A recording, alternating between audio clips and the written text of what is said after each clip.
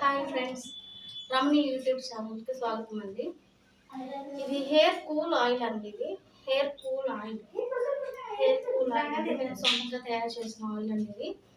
ఇవి నాస్పత్రి, బృంగాలు ఇవన్నీ కూడా ఒక వారం రోజులు వేడి వేడి ఆయిల్లో నానబెట్టేసి అది మళ్ళీ కాసి మళ్ళీ మంచులో పెట్టి మళ్ళీ పగలు కాసి మళ్ళీ నైట్ మంచులో పెట్టి అలా తయారు చేసిన కూల్ ఆయిల్ అండి. రాసుకుంటే మీకే తేడా తెలిసిపోతుంది. బాగా మర్దనా చేసేసుకుంటే జుట్టు అంతా కూడా వేడంతా కళ్ళంతా దిగిపోతుంది. మీరు ఒకసారి అంటేసుకోవచ్చు, లేదంటే నైట్ ఉంచుకోవచ్చు, ఏం అవదండి. ఇది చాలా రిజల్ట్ అయితే చాలా బాగుంటుందండి ఈ ఆయిల్కి.